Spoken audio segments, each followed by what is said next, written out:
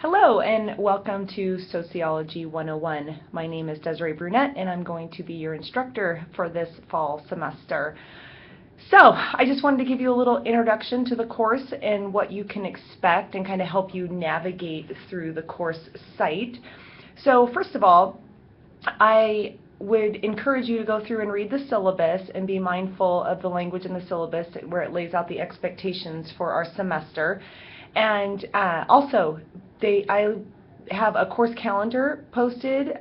Make sure that you go through and I encourage you to print out the course calendar so you know what the expectations are for the semester. It has every assignment for the semester on the course calendar. So I tried to design the course so that it's relatively intuitive. So everything is laid out in weekly folders, and the folders are open. Right now, all the folders are open. You're welcome to work ahead as far as you would like, but I want to emphasize that the folders do close at the end of the corresponding week. So they open at 12:01 on Tuesdays, 12:01 a.m., and they close at 11:59 p.m. on Mondays. I do this because the weekends can be really crazy on Blackboard, and that's when people tend to have issues. So that way you can get stuff in on Monday. Each week you will have a minimum of a quiz and a chapter outline. And so the chapter outlines are really beneficial for you to learn the material. This is a way for you to kind of synthesize what you're reading in the textbook.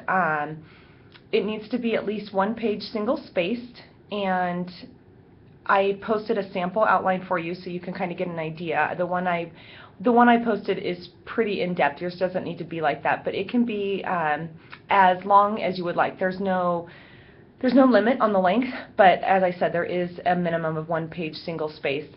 If you only include the definitions from the textbook, you're going to get half credit for it. So make sure that you stay on top of those because that's quite a bit of points for the semester.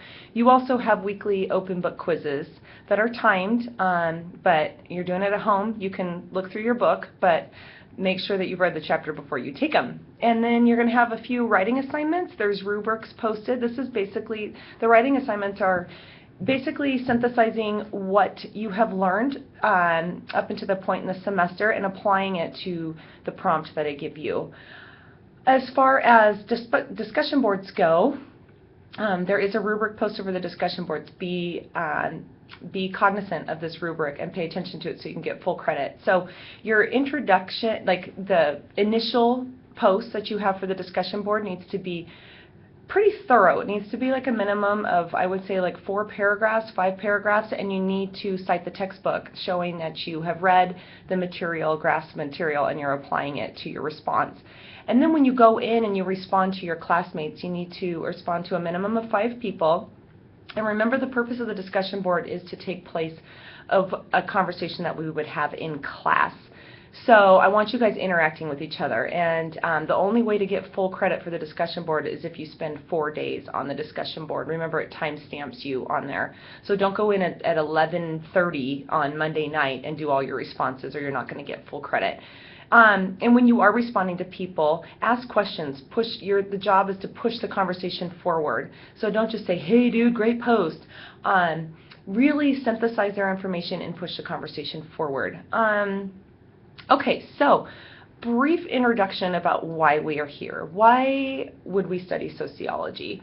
So we kind of have a tendency to look at our lives from an individual perspective, and also we pay quite a bit of attention to biology, and sociology challenges us to look outside of that and look at the societal forces that are impacting our lives. So what we're going to be working on a lot this semester is learning to employ what we call our sociological imagination. So we're taking into account the political climate, we're taking historical events, we're taking culture, we are taking race, ethnicity, social class, all these factors into account when we're looking at our life course.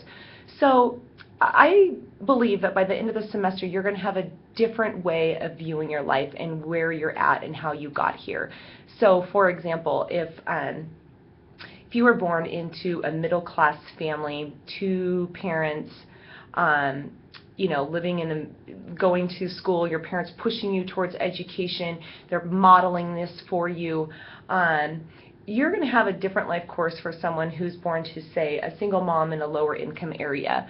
And so these are all factors that they shape the trajectory of our life course. So we're going to be paying attention to all that stuff this semester. So I will be posting these totally ridiculous videos for you just so that you can kind of feel hopefully a little bit more connected and know that I'm not just out there, I'm actually a live person, and I want to encourage you to stay on top of the course. Don't fall behind, because you won't be able to go back and make stuff up. So make sure that you schedule your time. That's a hard part of online classes, is just learning the time management that's involved in them. So make sure you're staying on top of it, and I'm available by email. I'm good about responding to my emails, but I just ask that you give me 48 hours, because if it's a weekend, I'm probably not going to respond. I don't check my email usually over the weekend, but sometimes I do. You might get an email from me at like 3 o'clock in the morning, because I can be a bit of an insomniac. So anyways, I'm looking forward to an awesome semester, and let me know if you have any questions, and I look forward to getting to know you all. Take care.